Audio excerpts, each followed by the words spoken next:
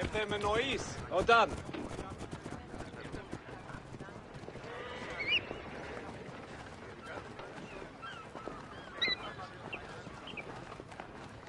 Χαίρε. Πού καλώς. Την άμαξαν δει, του αποφέρει. Ευδαιμονείς, όταν. Ω, χαίρε.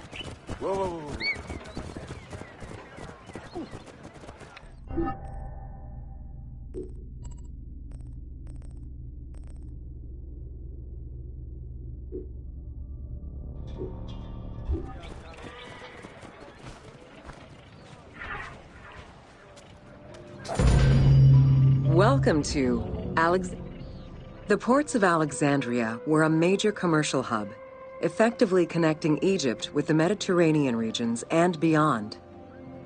A tremendous amount of materials and goods flowed through the city on a daily basis. The large port market was called the Emporion. It was there that merchandise was traded by the ship owners, called Nakliros.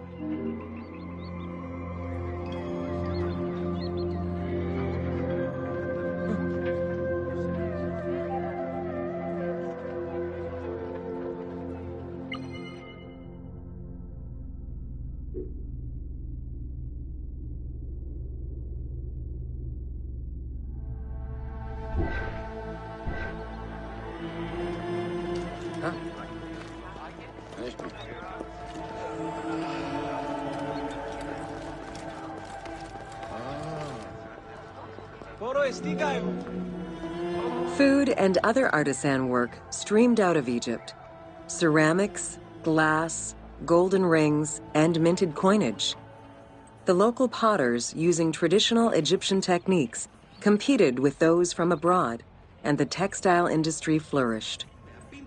What Egypt did not produce itself was acquired through trade, using local resources such as wheat and papyrus. Most sought after was pine wood from Syria, iron and marble from the Greek islands, gold from Spain, and exotic fruits from Europe. All this commercial activity contributed to the already decadent wealth of the city.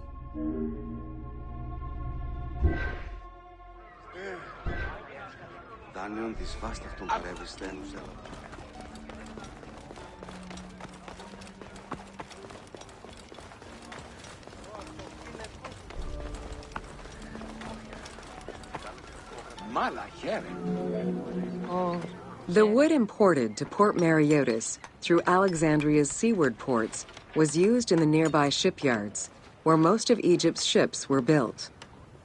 Employing tens of thousands of shipbuilders, the shipyards contributed to establishing the Egyptian fleet as one of the mightiest of the era. Any wood not used in shipbuilding was further disseminated through Egypt for various purposes.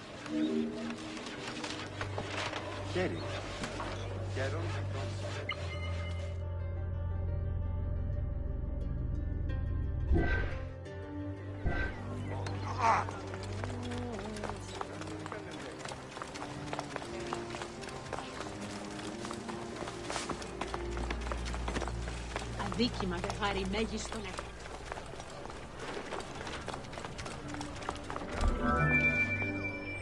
The southern port of Lake Mareotis was the biggest in Alexandria. Save for a branch angling westward, the lake's size in the Ptolemaic era was roughly 40 to 50 kilometers from north to south. Its waters were maintained by a steady runoff from the Nile. In addition to the lake, a man-made canal was created to assist in the transfer of goods from the city to the port using barges, though it is not represented in the game due to its size.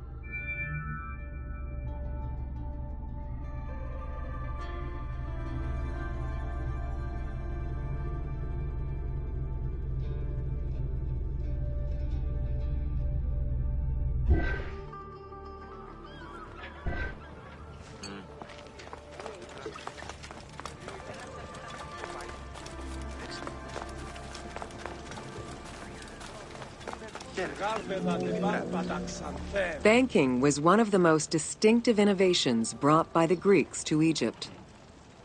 The centerpiece of Alexandria's wealth was the royal systematization of taxes on almost everything.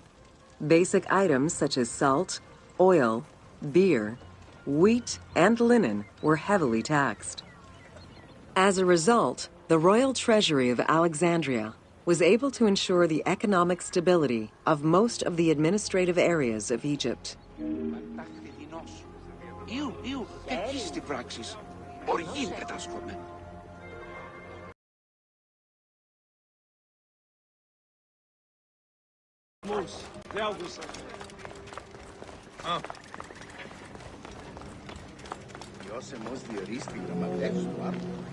By the late 12th century, the channel feeding the lake from the Nile silted up. Lake Mareotis lost its connection to the Mediterranean, as well as most of its water, as the lake slowly evaporated to a fraction of its former size. In modern times, Lake Mareotis is being kept alive through irrigation. However, only about 17% of its original size remains.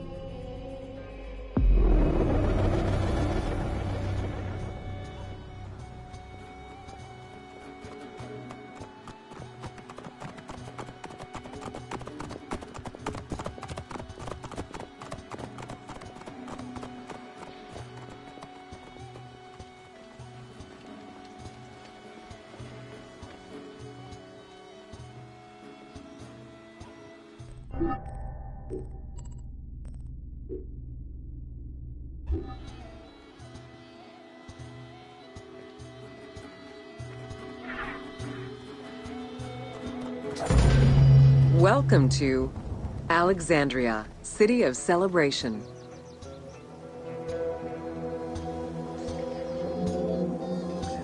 Like most Greek cities, Alexandria offered multiple forms of entertainment. Most were related to cults, religious practices, and the festivities surrounding those practices. Among those festivities, the most important ones were the dynastic celebrations, instituted in honor of the deified Ptolemaic kings and queens. These celebrations could go on for many days and included sacrifices, offerings, processions, and public banquets.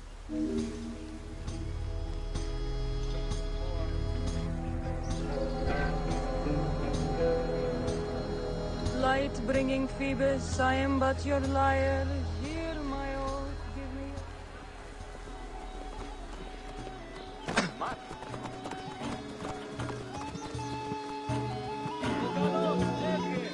Games and competitions were organized whenever possible in locations such as the stadium, the hippodrome, and the gymnasium.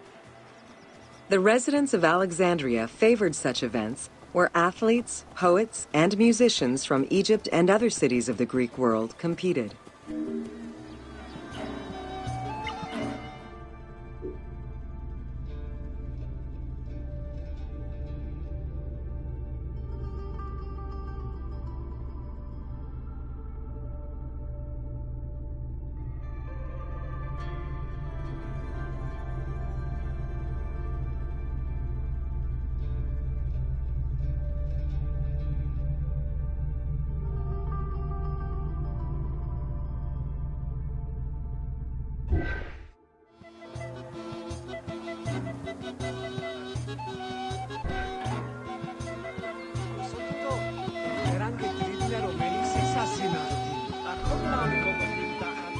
Like all good Greek cities, Alexandria had a theater.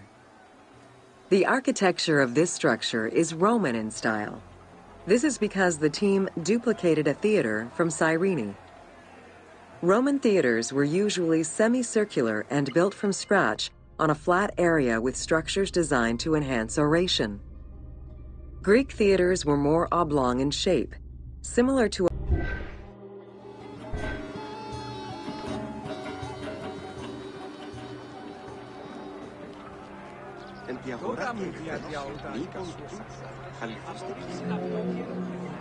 At the theater, one could witness the plays of contemporary comic and tragic authors. The play you are witnessing below is Menander's Dyskolos, more commonly known as The Grouch, a late and popular entry in the Greek comedies.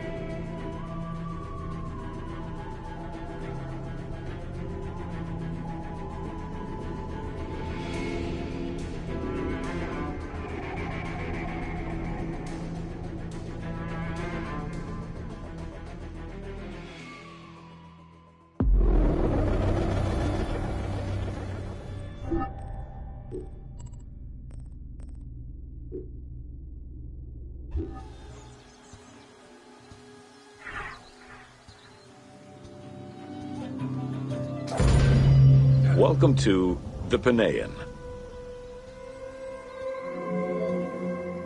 The Panean was a temple built in honor of the god Pan, divinity of nature. This Greek god, often represented as a half-man, half-goat, with a beard, horns, and goat's hooves, was considered the protector of shepherds and herds.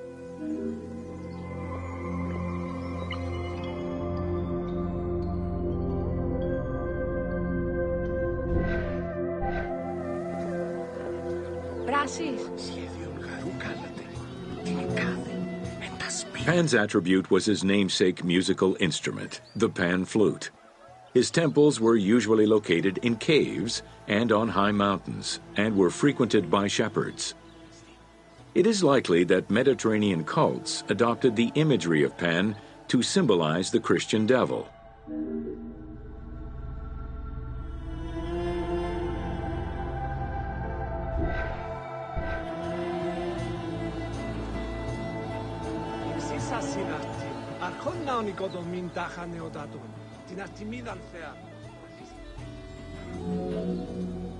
To give proper honor to the god, Alexandrians built an artificial hill upon which they housed his temple to compensate for the flat relief of the city. The artificial mound had the shape of a spinning top or a pine cone, which was accessed by a spiral staircase. The top had a panoramic view of the entire city. Only such heights would be fitting for a mountain god.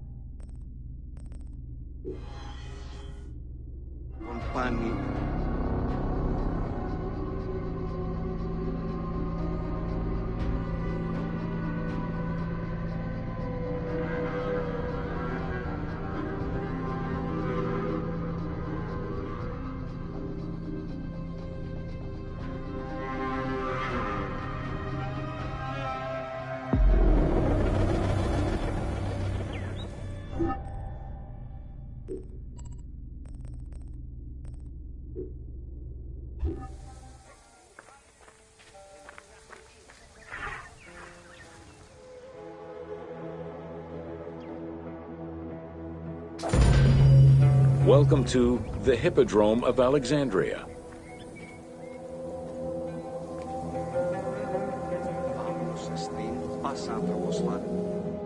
The main hippodrome of the city was called the Legeon, in honor of Lagos, the ancestor of the Ptolemies. Alexandrians were great lovers of horse racing. They were fascinated by the rivalry of these races, the agon, as it was said at that time, that every competition brought. It was a struggle for glory.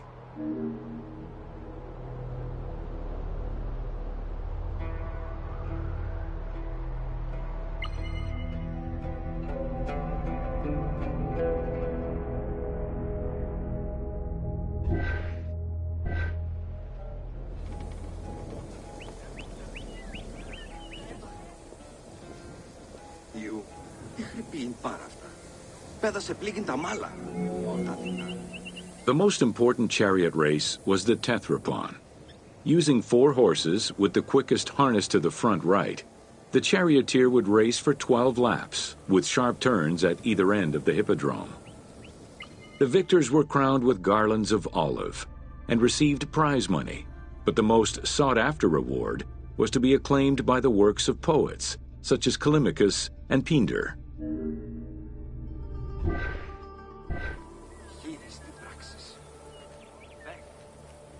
Τη αγορά τι εχθέζει. Λοιπόν τούτο. Καλώς ακούεται. Άπαξ μόνο να ρίζομαι. Τελικά δεν μίλησε.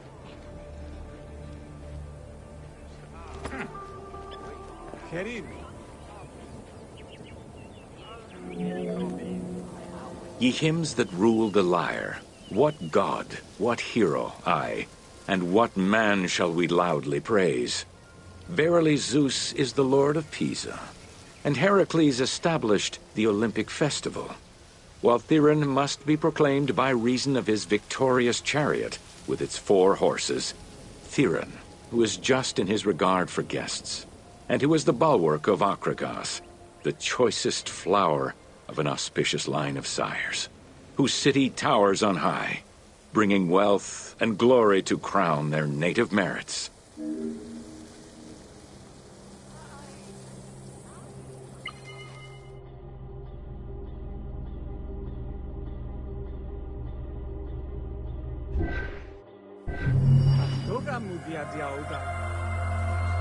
Μάλαχε.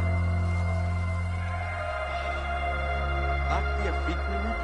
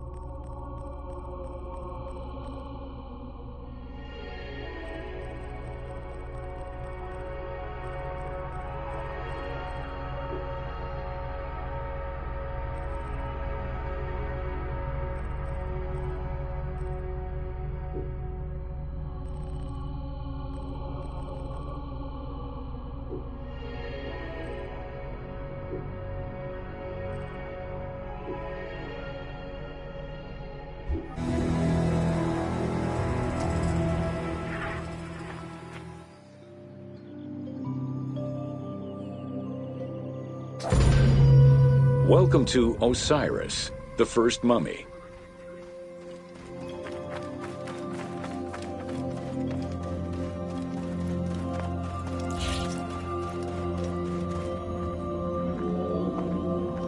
The oldest mummies recovered date from the Old Kingdom, though Egyptologists believe that mummification was in use much earlier than that. At first, the body was mummified through environmental desiccation, by leveraging the dryness of the environment and the heat of the climate. Early experimentations in mummification were conducted with the use of resin made from tree sap. strips of linen were only used on some superficial parts of the epidermis of the hands or jaw.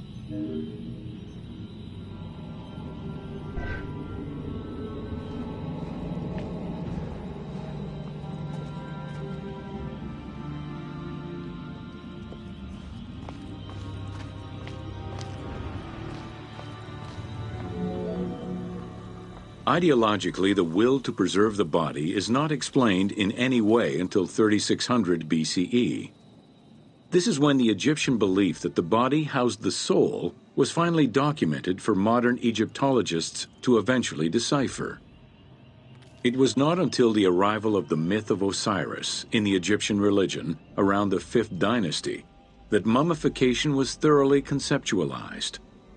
The practice was thereafter grounded in both a mythological and ideological point of view.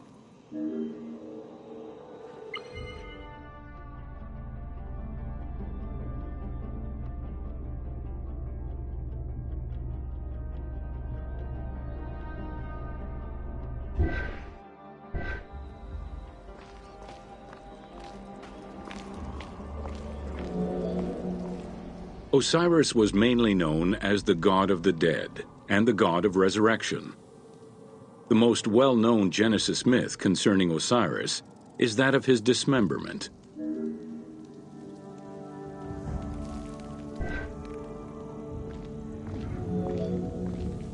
It is Plutarch who gives the most simplified and complete summary of the story. Within Egyptian mythology, Osiris represented the first king to rule Egypt. Jealous of his power, his brother Seth attempted to usurp his throne. After several unsuccessful attempts, Seth succeeded in killing his brother by dismembering him and scattering the pieces of his body all over Egypt. Isis, the great of magic, traveled all over Egypt in search of the pieces of her husband's body. After a long search, she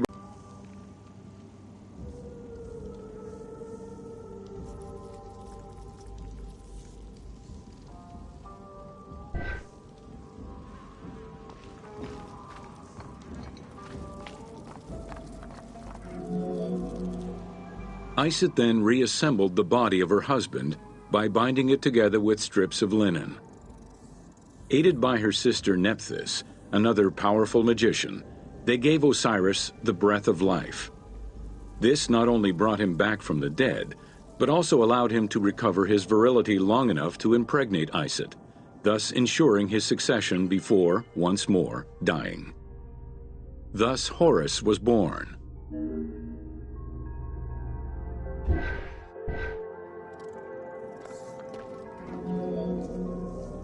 The ritual used to bring Osiris back to life essentially depicts how he became the first mummy.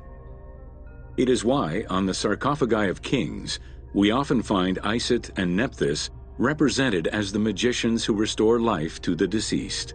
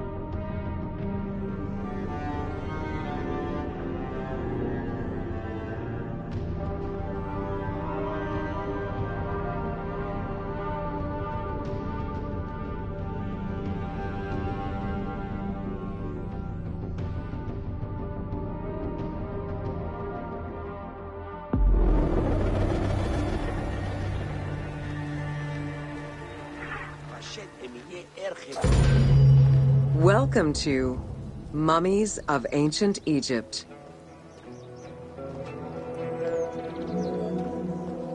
The mummification process used by ancient Egyptians was highly ceremonial in nature. The different types of mummification took into account the social level and richness of the deceased and even included animals.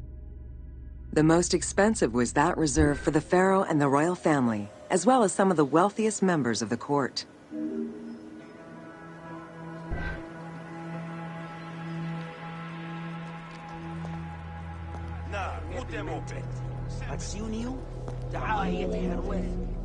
The first step was cleaning.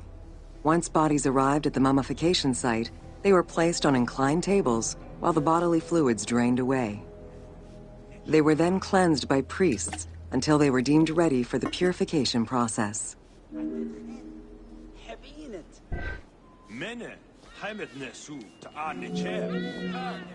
The purification of the body began with a libation from sacred water. The priest then fumigated the body with terebinth resin. After the ritual cleansing, priests used oils, spices, and all kinds of essences to further purify the body of the deceased. Finally, all body hair was meticulously removed.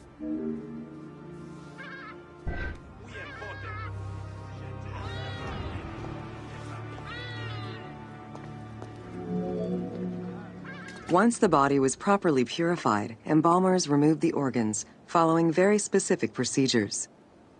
First, the brain was extracted by inserting a spoon through the nostril to break the ethmoid bone. Then, using a spatula, the pieces of the brain were removed as thoroughly as possible. What matter remained was extracted after a process of liquefaction, achieved through the use of a caustic liquid. The cranial box, once emptied, was rinsed and disinfected with palm wine, and then stuffed with strips of linen cloth and liquefied resin.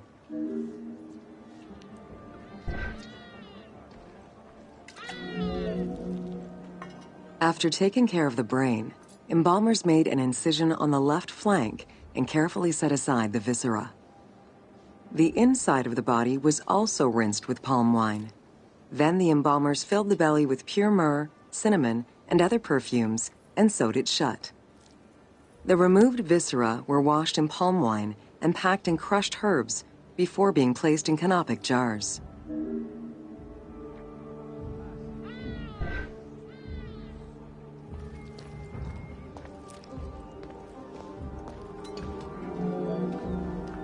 Canopic jars were placed close to the sarcophagus or kept in a chest nearby.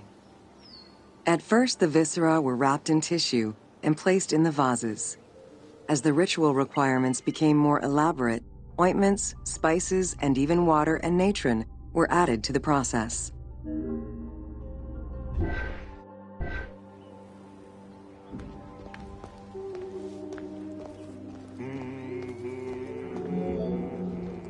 Towards the middle of the New Kingdom, canopic jars assumed the appearance of the 4 sons of Horus. They were known as the protectors of the viscera. These protectors had their own guardians, each a goddess of the dead. Imseti, the human-headed god, protected the liver and was protected by the goddess Iset.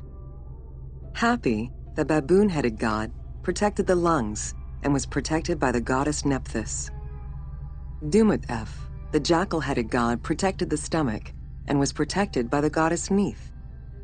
And finally, Kebesenuef, the falcon-headed god, protected the intestines and was protected by the goddess Selket.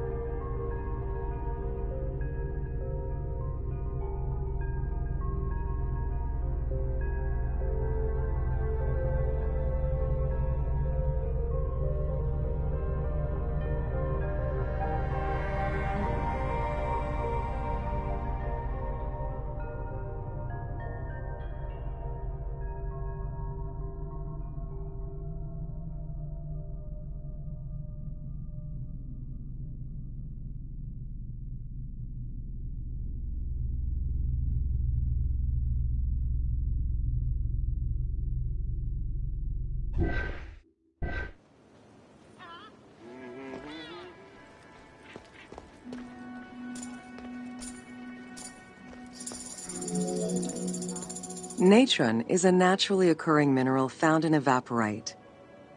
These sedimentary rocks are made up of mineral salts and were generally mined from lake beds in Egypt.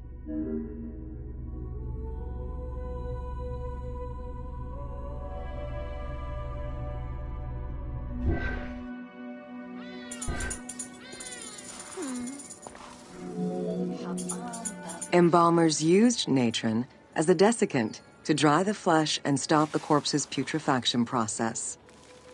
Once the body was cleansed and eviscerated, the deceased was covered in natron for about 40 days. Once desiccated, the body was prepared to be wrapped in strips of linen.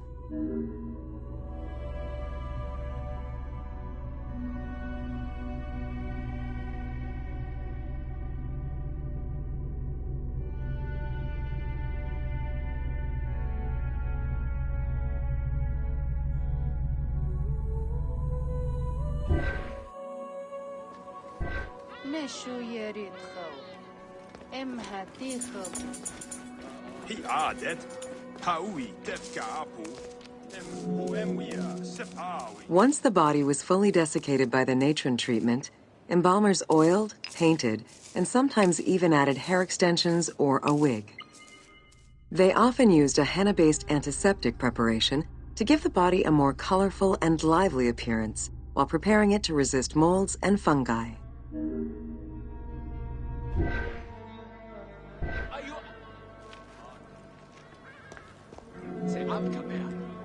Next came the phase which gave mummies their most well-known appearance, the wrapping. Originally, each part of the body was wrapped separately. Men had their arms crossed on their chests, while women had the right arm folded over their breasts and the left arm stretched along the body. However, techniques evolved over time.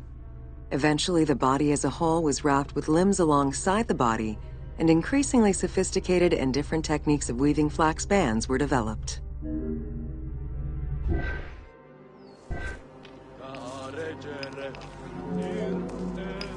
In addition to the jewelry and amulets arranged on the skin of the deceased, amulets were also carefully inserted into the weaving of the linen strips.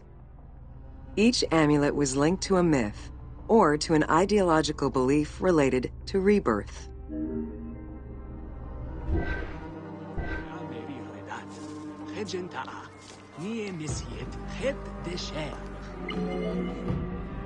Masks were an important part of a mummy's finery. Early wooden funeral coverings were very expensive, however, and soon replaced by masks created through a technique known as cartonnage. Masks fashioned with this method were created by laying several layers of linen or papyrus pulp on a base made of mud or straw. Cartonnage was used for more than funerary masks. Ornaments and the animal coffins of the late period were also made in such a fashion.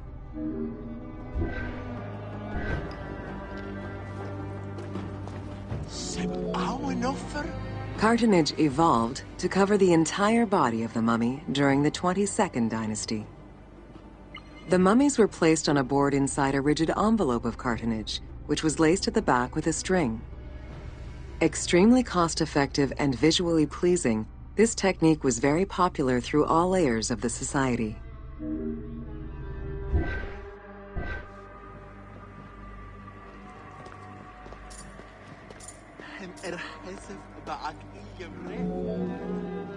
Cartonnage envelopes were usually covered with inscriptions and polychrome decorations, specifying the names and titles of the deceased, scenes depicting daily life, or decorations specific to the funerary world.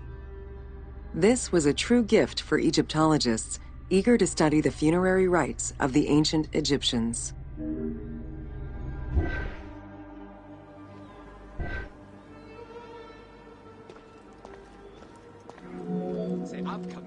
Once the mummy was properly wrapped and adorned, the embalmers proceeded with the ceremony of the opening of the mouth.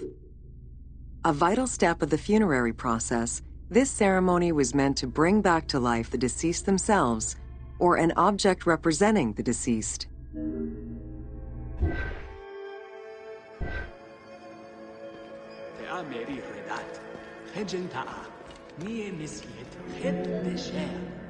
There were no less than 75 different stages for the opening of the mouth. It required the application of the same oils, ointments, spices, and perfumes used during the mummification process. Makeup was sometimes... The last stage of this long ritual was the act of touching the mouth with the adze to symbolically allow the breath of life to infuse an inert body. Its performance was reserved for a very specific set of people: priests who wore the mask of the god Anubis, a close relative of the family, or by the heir to the throne.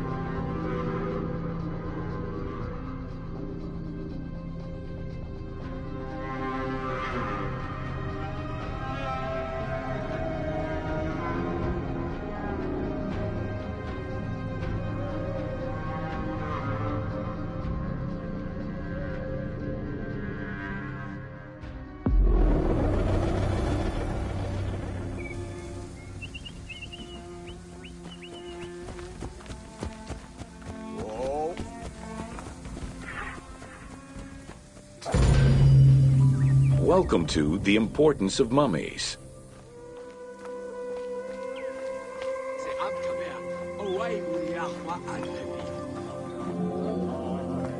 The first hieroglyph for embalmer appeared in pyramid texts of the Old Kingdom. It is likely that embalming was a trade that progressed alongside the evolution of ancient Egyptian funeral practices. While we still know nothing of how embalming came to be a profession, we do know that embalmers had a hierarchy, and that each embalmer specialized in a specific phase of the mummification process.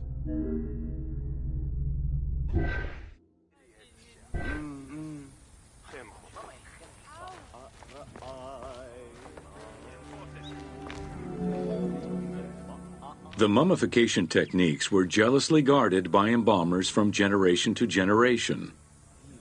Despite their efforts, Herodotus and Diodorus discovered their methods in late antiquity, but historians were skeptical about the validity of the texts. It remained a mystery until two teams of modern medical legal scientists confirmed the process in 1994 and again in 2011.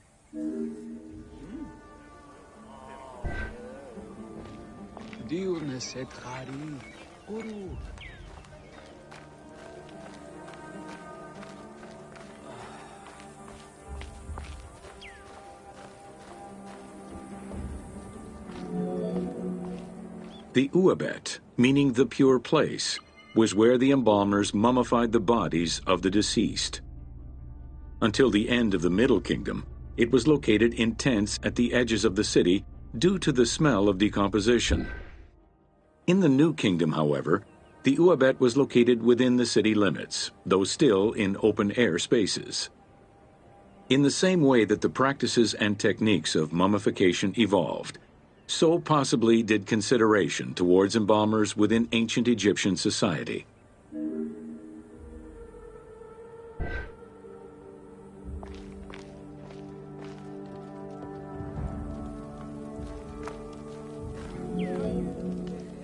The pharaoh had access to the most elaborate of mummification rituals. The richer citizens of Egypt also enjoyed complex embalming options, though none of them allowed for the removal of the brain or viscera. After purifying the body, embalmers injected a liquid through the rectum, sealed it, and allowed the mixture to settle. They then plunged the body into natron for up to 40 days. Once the body was dried, the seal was removed, and the entrails flowed out with the injected liquid, leaving the skin and bones of the deceased to be wrapped in linen and returned to the family for burial.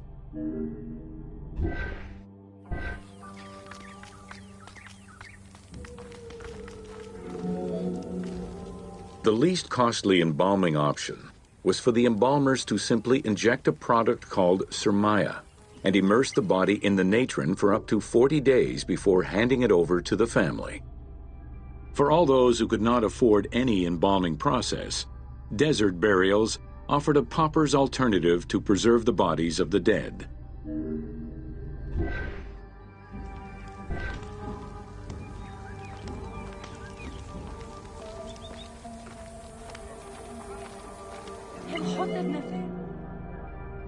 Egyptian civilization has always appealed to Westerners, even before the Greek and Roman invasions.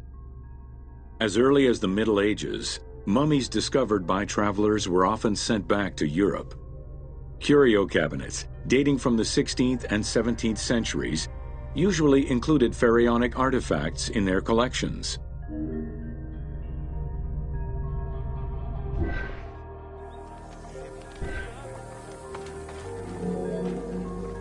The Egyptomania phenomenon was heralded by Napoleon Bonaparte's Egyptian campaign, which lasted from 1798 to 1802. The following years were marked by a resurgence of interest from rich enthusiasts and scholars who exposed Egypt to the general populace. Many research societies focusing on Egyptology were founded during those years.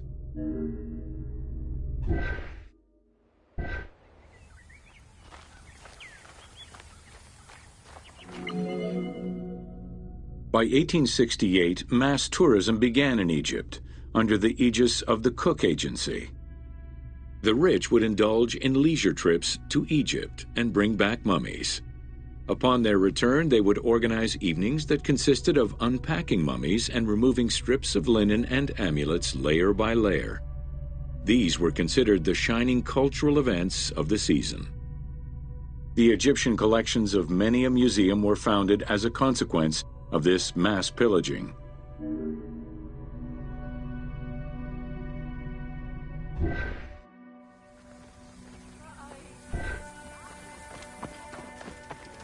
Here, sir. Thanks to those dubious parties, the fantasy of a mummy coming back to life, seeking revenge on its defilers, was born.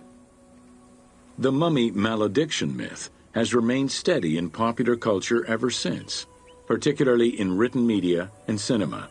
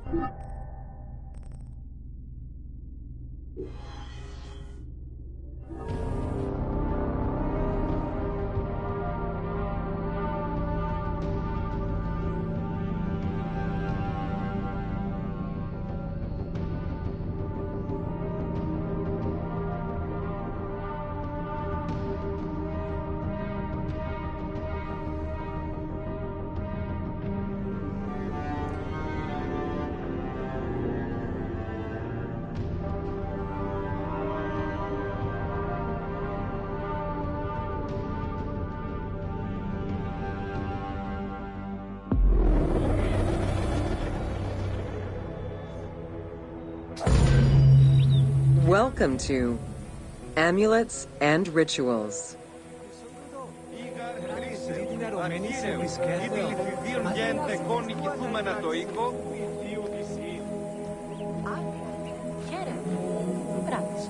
Ancient Egyptians believed the world was a chaotic place, filled with supernatural forces. They knew that art and words gave life and power to things. Carved with images from hieroglyphs or in the shapes of gods, amulets were highly personal objects that warded off dangers and disease while attracting success. Some amulets were temporary, intended to solve a specific problem, while others were meant to be worn forever into the afterlife. Τε και ου παυσέσονται, έως τον αδικώντα συλληφθήνε.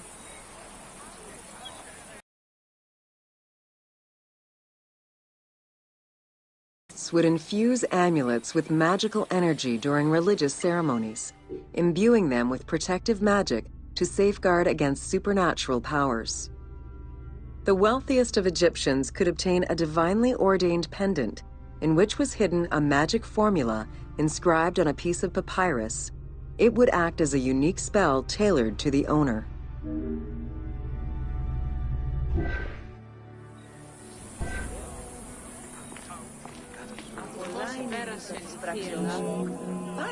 Religion was so important to ancient Egyptians that it permeated every aspect of their daily lives. Since water was the source of life and had the symbolism of purifying the body and the soul, all daily routines began with ablutions. Personal prayers to the gods were sometimes written or spoken, with family prayers passed down through generations.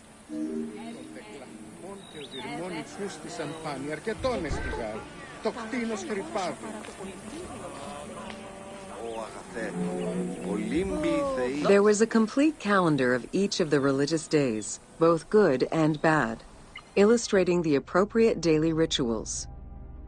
Along with wine, milk, and ointments, offerings to the gods consisted of small amulets to life-size statues and family shrines.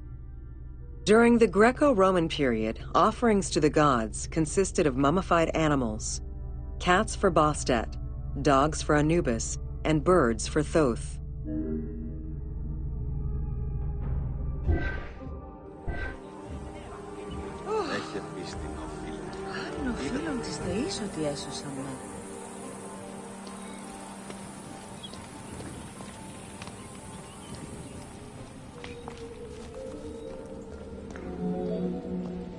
Deemed messengers of the gods, oracles offered guidance and judgment for all Egyptians, regardless of status. Crucial advice was offered on everything from day-to-day farming management to a pharaoh's decision on whether to start a war. Oracles were often used to decide legal issues. If the accused refused the judgment of the god, another god could be consulted in hopes of a more favorable reply.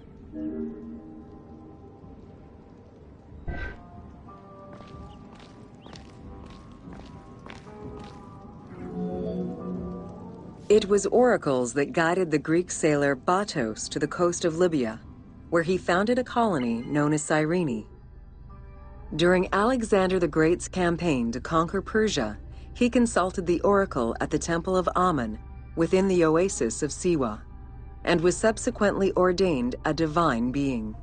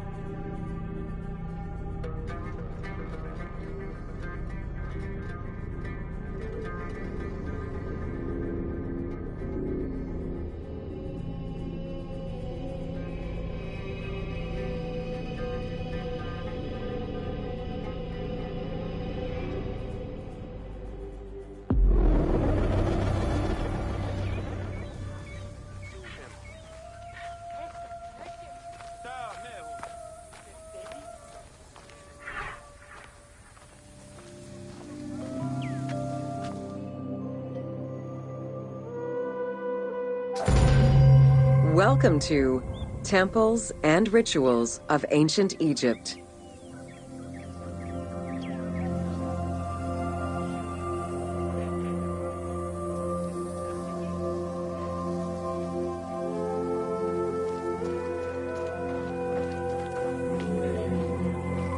During rituals and festivals, the god was carried on a solar barge between the areas of a temple or the temples of different cities. Funerary carvings and paintings covering thousands of years, as well as the Book of the Dead, depict the same ship and oar design. Solar barges have been uncovered near or within several pharaohs' tombs. They were intended to carry the pharaoh into the afterlife.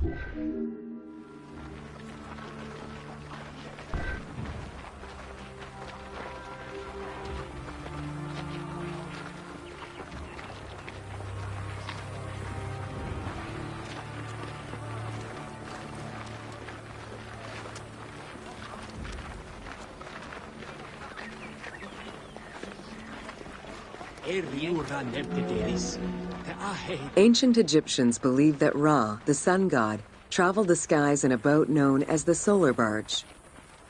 The solar barge was believed to cross over to mythological lands.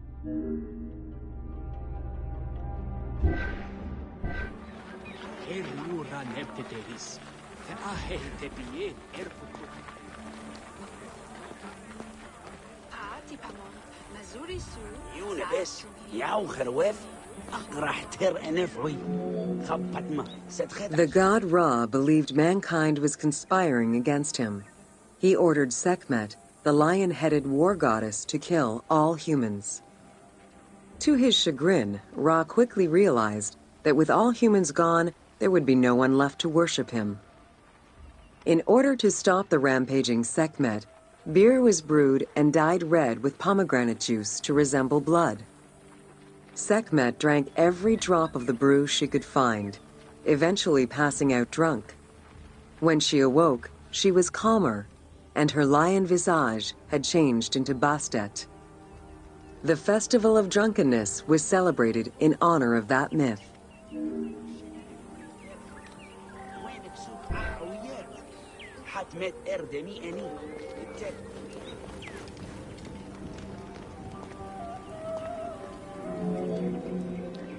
Unlike the daily rituals that took place in the temple and were performed by priests, festivals allowed the entire population of the city to participate. Festivals helped mark the passing of the seasons in the agricultural calendar. In reflecting the cycles of life, festivals offered a sense of consistency and structure for the regular citizens, thus reinforcing the sense of order that pharaohs were to provide for the citizens of Egypt as part of their godly duties.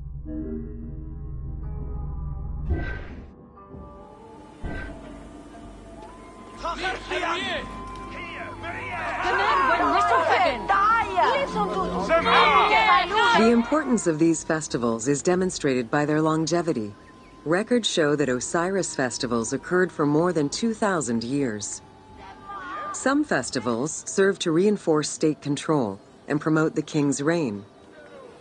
Both the Opet and Sed Jubilee festivals were specifically intended to celebrate the renewal of the king's power.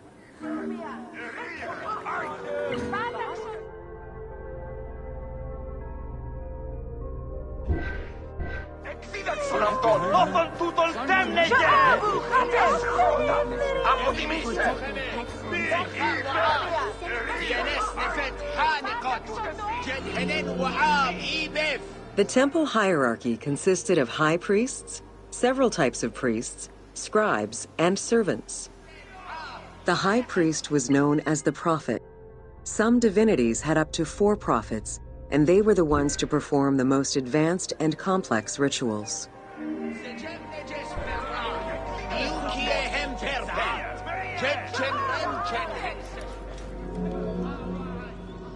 Egyptian priests were not confined to solely religious tasks, and in fact had crucial roles in Egypt's administration, most of which served to reaffirm the pharaoh as the proper vessel for the gods.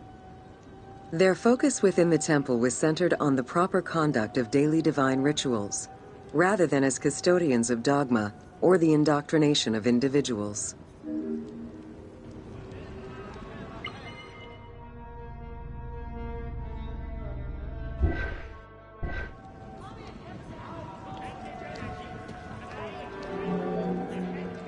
Scribes were custodians of the sacred sciences. Some priests were associated with the funeral rites and were considered the group with medical knowledge. The servants of the Ka were low-ranking priests who carried food and offerings in funerary rituals. Lector priests were distinguished by their ability to read, and their main duty was to recite specialized religious texts in both temple and funerary rituals.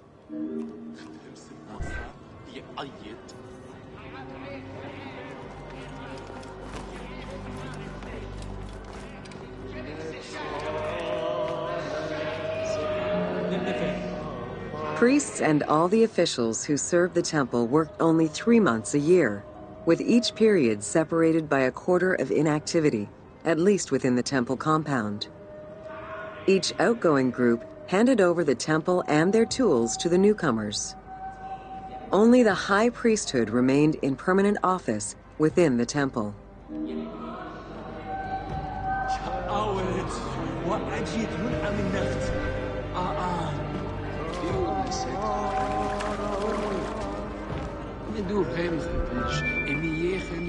The most sacred part of the temple was referred to as Jeser Jeseru, the Holy of Holies.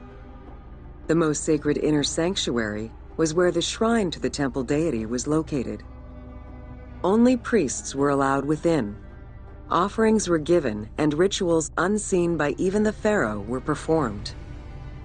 While the team chose to allow any character access to this space in some game temples, normally it was reserved for priests alone.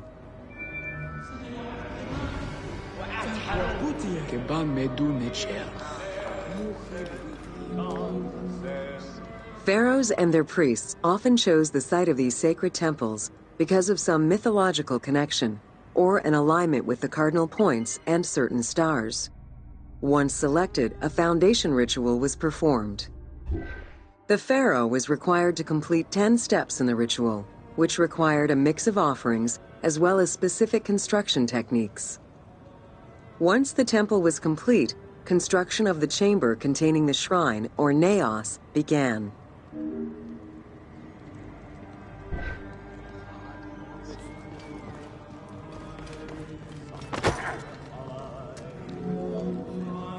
The naos was where the god statue stood. The representation of the deity was usually in stone or wood and decorated with gold, silver, and precious stones. Smaller temples had only one naos, while larger complexes, such as the Temple of Karnak, had many chambers to honor gods, such as Amun, Ptah, and Osiris. Each statue was believed to be a receptacle for the presence or essence of the god's Ka, enabling it to take a physical form. Through the statue, the god came to the shrine to eat, drink, and communicate with the pharaoh, or with the priests standing in for the pharaoh.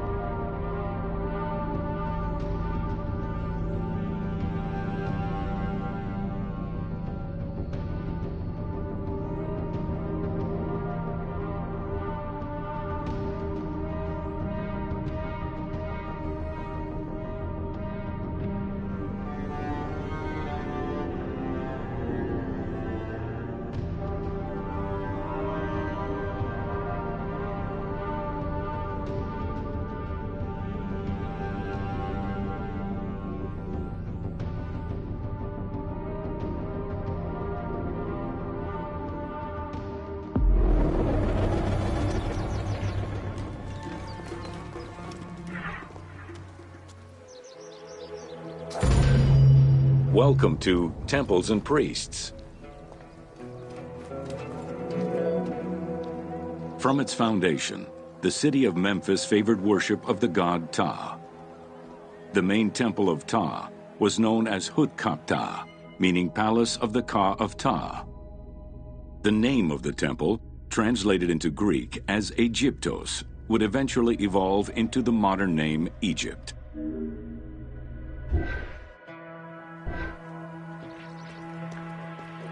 Sher. Nijhe. Temples were the center of religious, political, and economic life in ancient Egypt.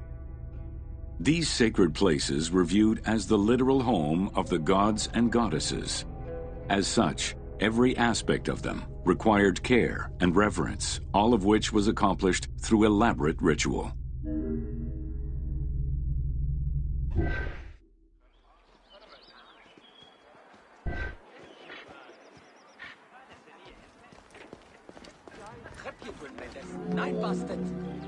Located in the center of Memphis, the Temple of Ptah was the most prominent and imposing building in the city.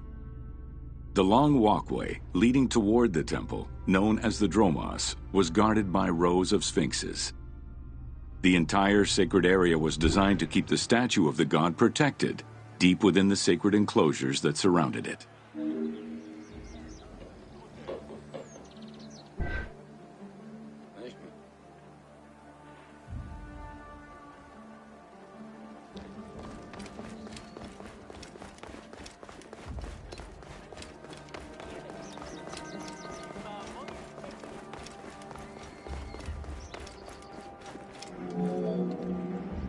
The Dromos opened into a courtyard, with the surrounding portico graced with columns carved to resemble palm trees.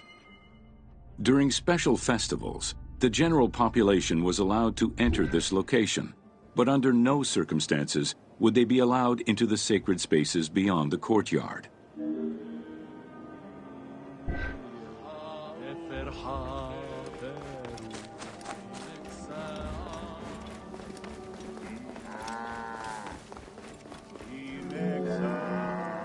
The Memphis Alabaster Sphinx was discovered in 1912, almost completely buried in water and sand.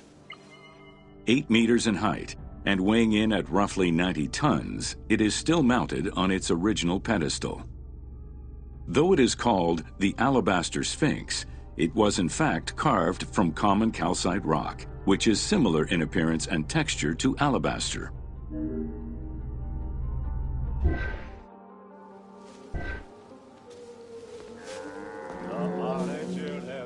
Erosion has destroyed the original engravings, making it difficult to determine when it was created.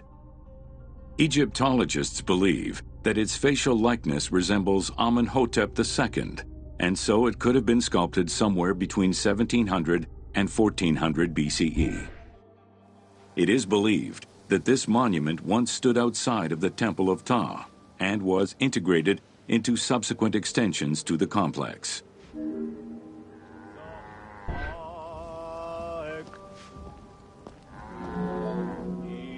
The size of the imposing sculpture reflects the importance it had to the temple during the New Kingdom. This Sphinx is one of the few remaining artifacts from the ruins of Memphis to survive.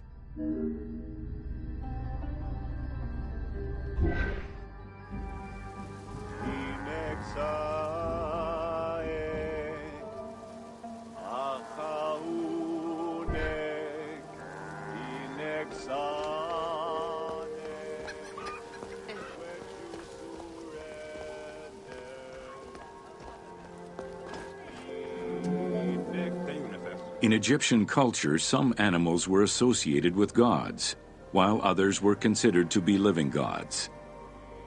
The Apis bull was believed to be a divine entity. The earliest mention of the Apis bull in ancient Egypt goes back as far as the first Egyptian dynasty.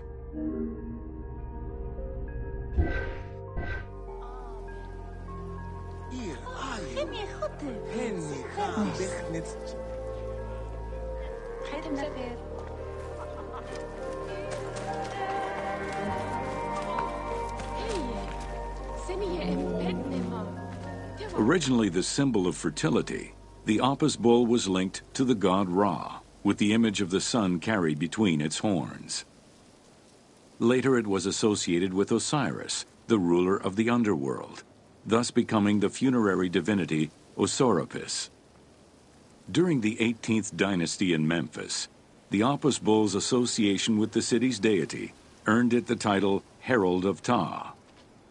The Apis bull was so revered that even Alexander the Great, upon his arrival in Memphis, gave honor to Apis.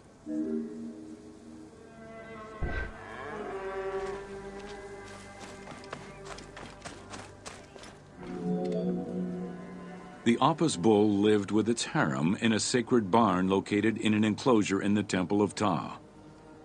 Each bull bore 29 signs representative of its divinity. Among them, the bull had an eagle-shaped mark on its back, a double tail hair, and a scarab-shaped mark under the tongue. The signs were intended to correspond with the lunar cycle. After its death, Egyptians would search for its reincarnated form among the livestock.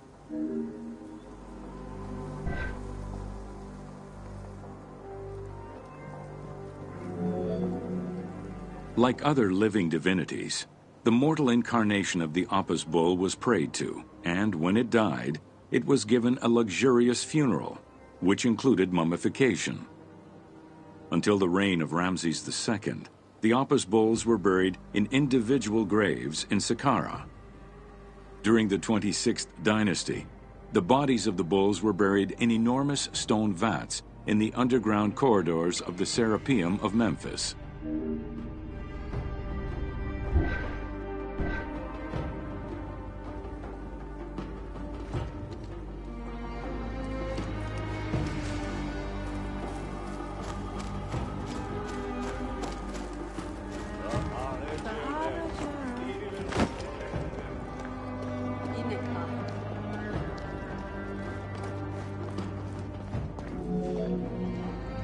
Ancient Egyptians believed that temple rituals were essential to maintain order in the cosmos and allow communication between humans and gods.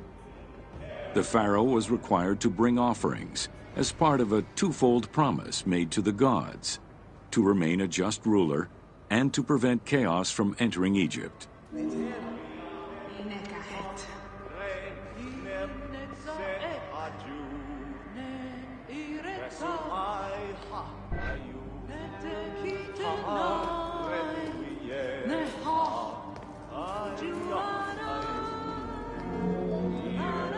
Details of the ceremonies found on temple walls provide a thorough overview of the stages of the daily ritual. Performed 3 times a day to mirror human mealtimes, each step of the highly symbolic ceremony was accompanied by specific recitations, many of which referred to mythical events.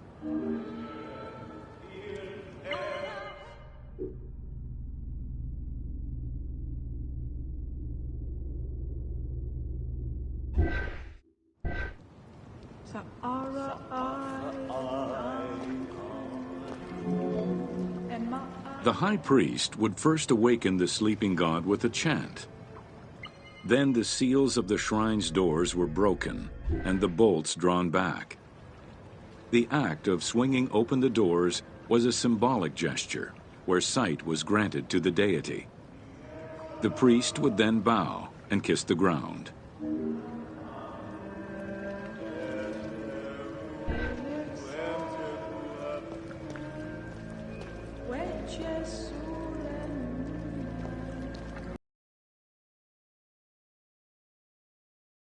Infused water, and its mouth rinsed with mineral salts.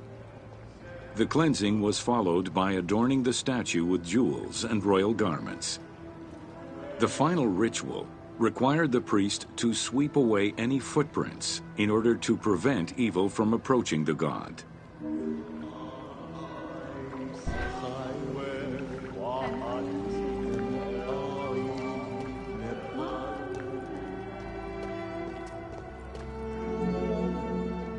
Heredity was the primary source of new recruits. Rarely was an outsider allowed this position. At the top of the temple hierarchy was the high priest. Each temple dedicated to a god had at least one high priest devoted to its care and service. During the Ptolemaic dynasty, one family held the position of high priest in Memphis for almost 300 years. سفروتي نسي خدي خطيب نتشاف high priest candidates made their way up the ranks of the temple hierarchy. The one chosen to occupy the lofty position of high priest was usually confirmed by the pharaoh. Several of the high priests were also important officials in the government. Families sharing the highest priesthood titles tended to make many alliances, thereby gaining more land and wealth. Shifting balances of power sometimes resulted in more or less open conflicts between the priesthood and the pharaohs.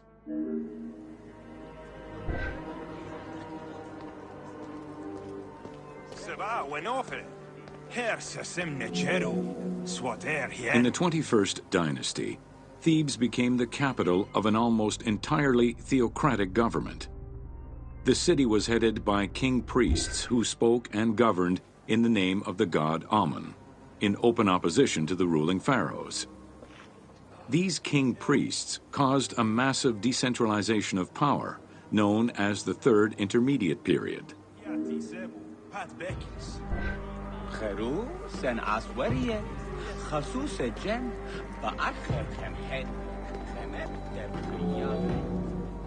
The educational institution in ancient Egypt was known as the House of Life.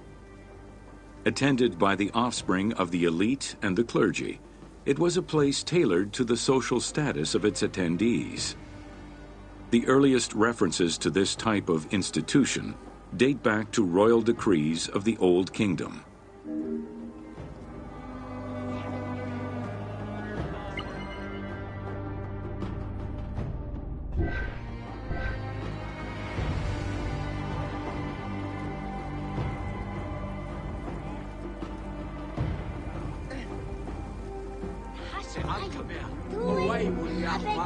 Only two known centers have been uncovered, one in the abandoned city of Akhetaten and one at the temple of Ramses II on the west bank of Thebes. Inscriptions uncovered in those locations mention the names and titles of people who were connected with the House of Life, such as a chief physician and many scribes. It is presumed that by the late kingdom, every temple had a House of Life.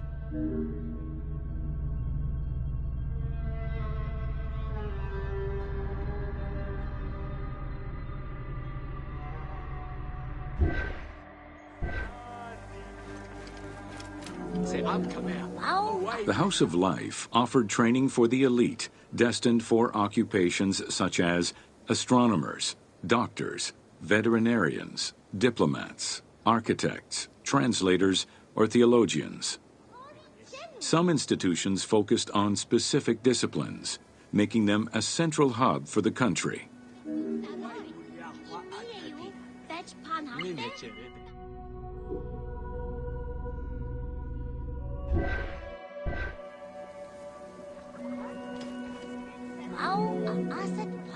Not limited to instruction for young students, the House of Life was a source of reference for many scholars, with rooms dedicated to papyri of many disciplines.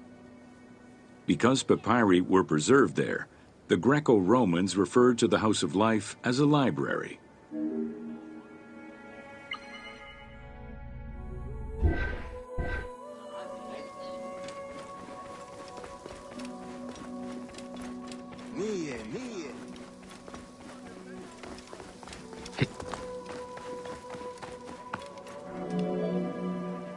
Ancient Egyptian economy was based on an unequal system of redistribution of goods. The state of Egypt collected the crops, and the temples distributed them throughout the provinces. Since the only people capable of counting and ensuring a fair redistribution were the educated scribes, this meant that the temples played a pivotal role in this process.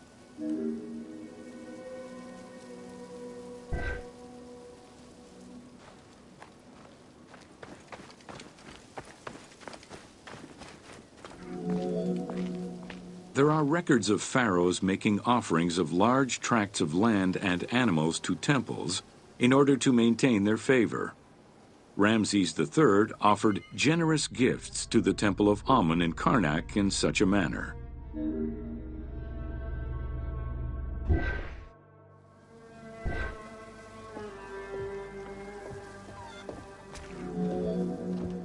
Palaces, warehouses, and granaries were built inside the temple compound to better control the redistribution of goods. The size of the recorded numbers of goods, combined with every other function filled by temples, only serves to confirm their might as economic, religious, and political centers of power within Egypt.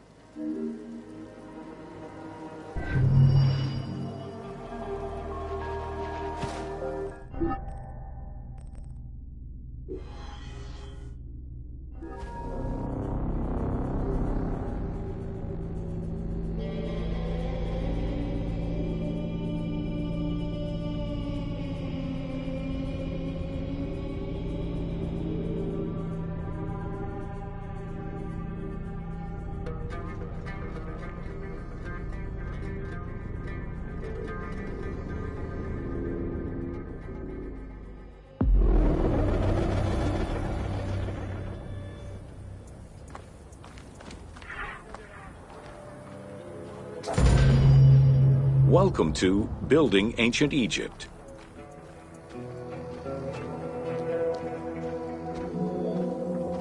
Constructed with bricks made of mud, most ancient Egyptian buildings were not permanent. Only religious temples and funerary monuments were meant to stand the ravages of time. For these very important structures, Egyptians used limestone, sandstone, and harder materials, such as granite, quartzite, and travertine. These heavy stone blocks were so prized that they were often transported from quarries located hundreds of kilometers away.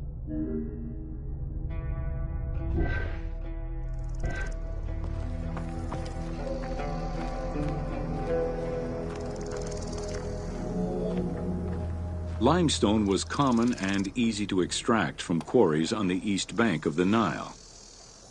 This particular limestone had marine fossils in it, however, preventing it from being easily decorated and polished. Used as the main building material, the structure would then be finished with a finer limestone that was polished smooth and decorated as needed. Limestone was used for the building of the first pyramids and for most of the religious buildings of the Old and Middle Kingdoms.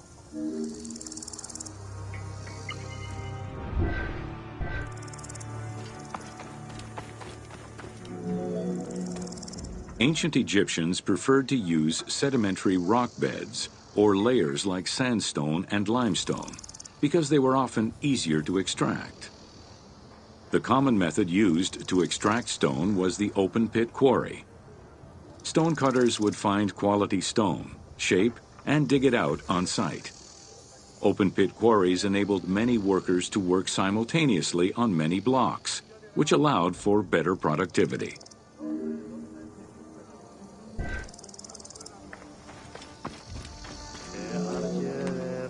Workers would draw a large grid directly on the stone's surface, taking care to leave a space between the blocks. This allowed them to isolate the different blocks and create a trench that would make the extraction easier.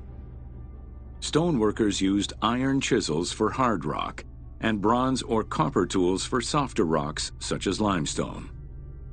Removing material between each block created a trench line. In some quarries, that trench was wide enough to accommodate a worker, who would then cut the block entirely on site. For harder rocks like granite, workers cut a series of holes and hammered wooden wedges into them. They then soaked the wood until it swelled and caused the rock to split.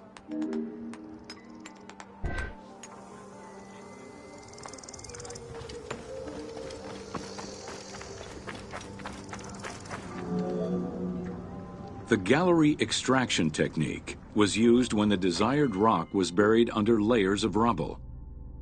This method was often necessary in order to find the whiter and finer limestone required for a smoother finish. The first step was for the stoneworkers to create an access pit that would allow them to reach the desired wall of stone. Once a wall of quality stone was exposed, workers could then cut out smaller blocks. This pit required a descending platform. Designed like a stairway, it allowed them to free multiple galleries of blocks.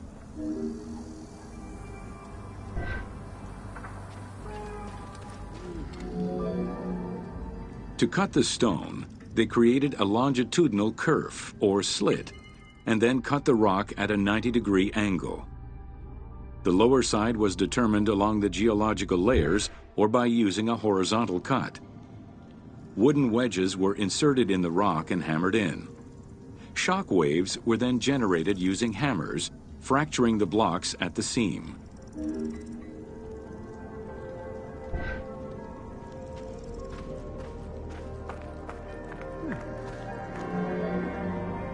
To maintain the stability of these mining pits over the course of quarrying, workers would leave support sections of unexcavated rock.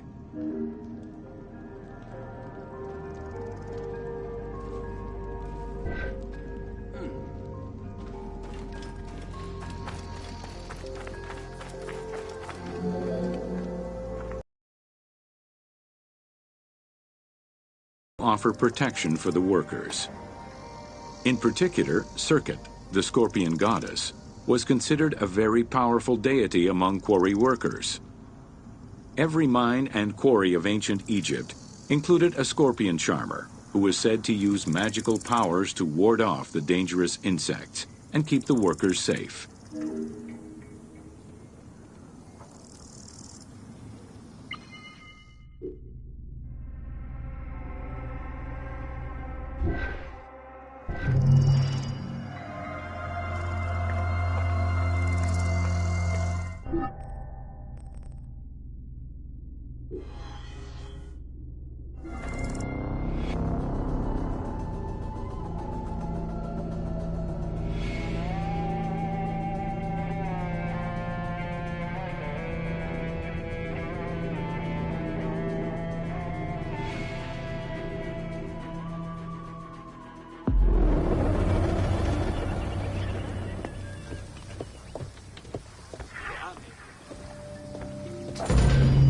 Welcome to Workers and Transport. Whether workers were employed for the pyramid construction or at the quarries, the government supplied food and housing. Workers for the pyramids and royal necropolises were housed in more permanent villages, such as the famous Deir el-Medina. Quarry workers had more temporary lodgings. All skill levels were needed and utilized, from basic work hands to prepare the gypsum, to brickmakers and sand carriers, to skilled stonemasons to shape the blocks.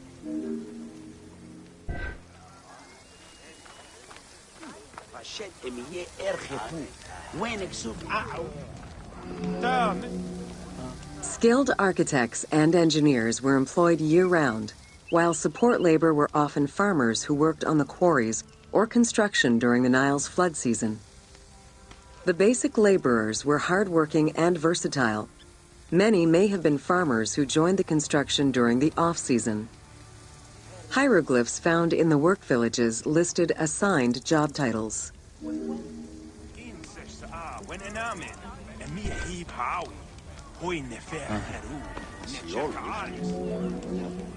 Archaeological research shows that no food was stored or prepared on site, but instead workers received abundant rations of bread, beer, and meat.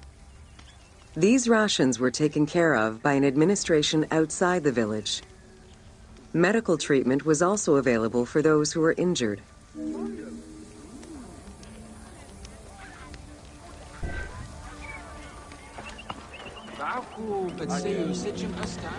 While some quarries were close to the Nile, others were located across the desert and required long expeditions. These expeditions were sanctioned by the state. They involved complex logistics and required many participants. Transporting a block by land meant that workers had to overcome the weight and friction of the load. To solve this, they first dug a track in the ground. This path was sometimes reinforced with rails upon which a sled, used to ferry the blocks, would be pulled.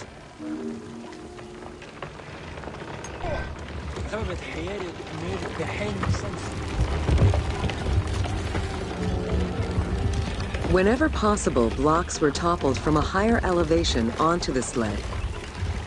Workers then poured water onto the clay at the front of the sled, creating a slick surface to more easily move the load. It wasn't until the New Kingdom that animals were used to tow the burden.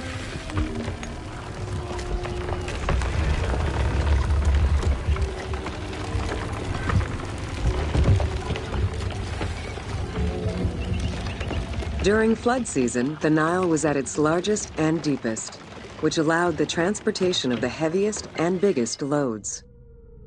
Quarries close to the river had troughs dug out to deliver the stones to the shoreline. Harbors and wharfs situated at the river's edge allowed the transfer of materials and supplies. Harbor warehouses accommodated additional stocks of stone so that they were available for the winter sailing season.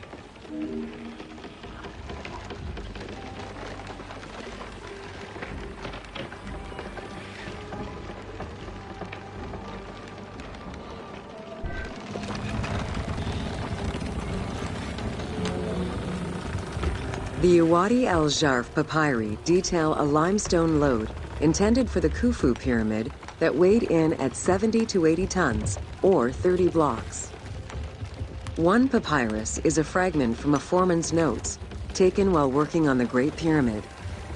It details the transportation of limestone blocks from the Tura quarries to the construction site of the pyramid. The other papyri are shipping logs containing archives of the sailors assigned to sail the Red Sea and the Nile.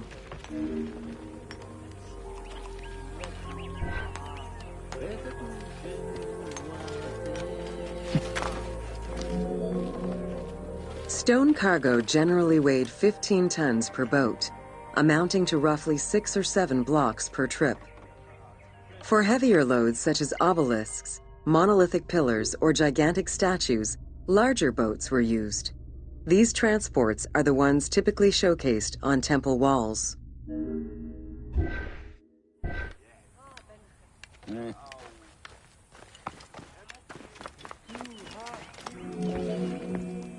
River transportation was the most efficient way to ferry stone blocks between the quarry and the construction site.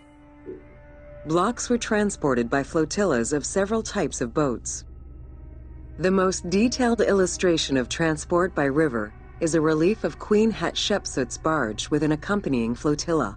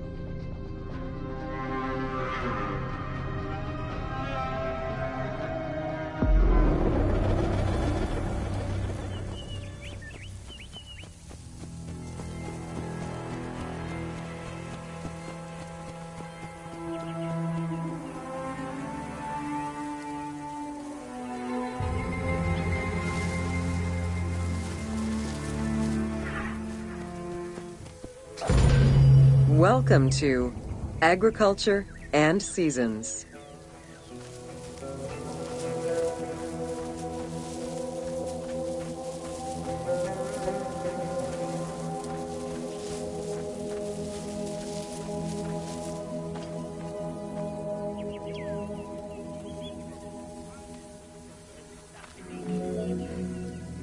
While crops were cultivated in different oases around the desert, most of the arable lands were near the Nile.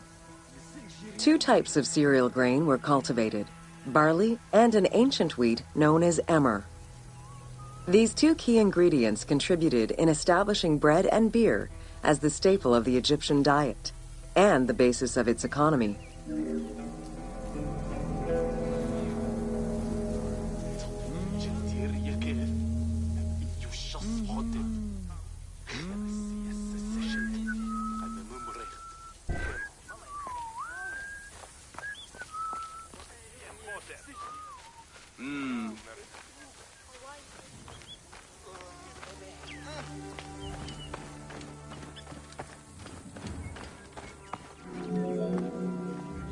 The Ptolemaic era created an agricultural revolution with the introduction of advanced agricultural techniques and new grain types such as rice, durum wheat, and pearl millet.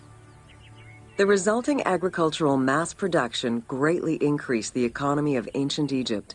It also prompted the development of storage and transportation, allowing long-distance trade with other regions.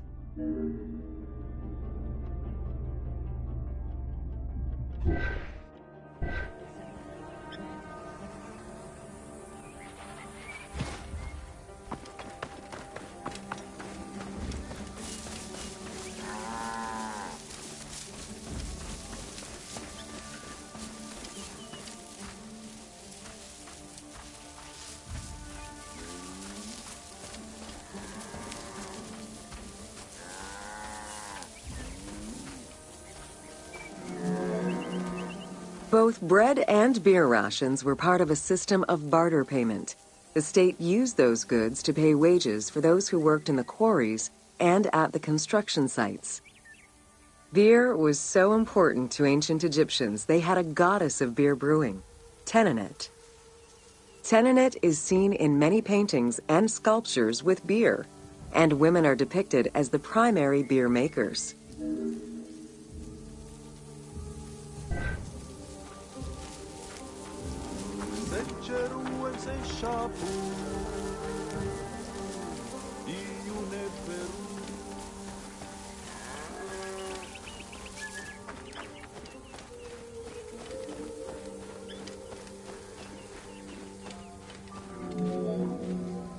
In order to increase agricultural production, fertile land was divided into plots and large agricultural villages were encouraged. The state and temples were the biggest landowners. Depending on the region, fertile land was managed by civil servants or rented to individuals. Ancient Egyptians relied on rudimentary tools for land cultivation. Soil was broken down with hoes, and wing plows were used to make furrows.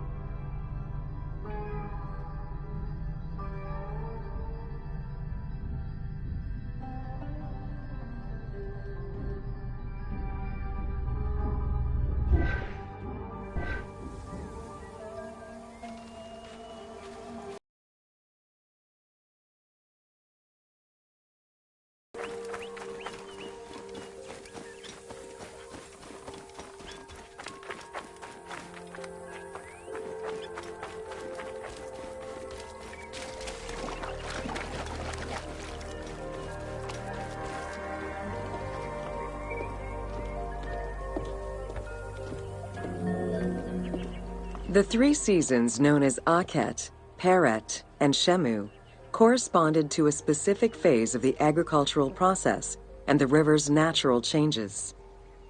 Akhet was the time of the flood, beginning with the appearance of the star Sirius in July. Peret was the time when lands were cultivated, plowed, and sown. This fell between October and November. Shemu ran from May to September and was when harvesting and taxation began.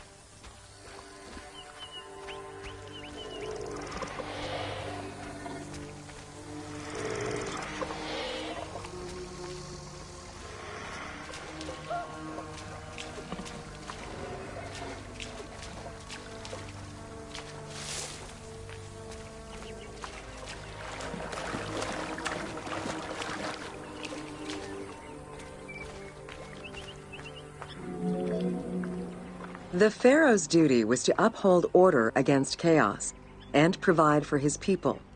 Priests and local governors also wanted to appear as protectors of the people. However, any variation in the Nile's seasons could cause water shortages. This had devastating consequences on wheat and barley crops.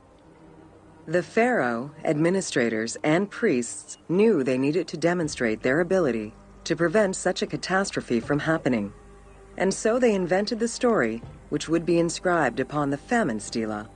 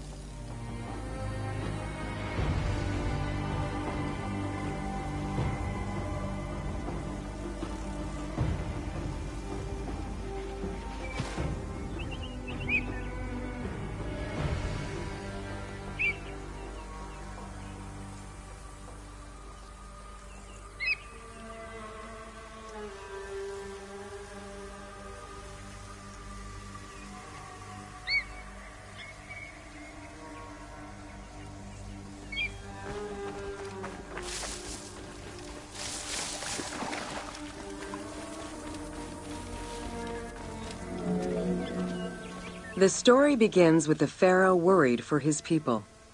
The Nile hasn't flooded in years, and his people are starving. In search of the origins of the flooding, Djoser seeks out Khnum, the protector god of the region and the source of the drought. Djoser gives the god offerings and orders his priests to restore the temple of Khnum. These offerings please the god, and the floods are restored. This story was intended to highlight the importance of the deity in everyone's daily lives, while also demonstrating the crucial role that the priests and the king played in feeding and protecting the people of Egypt.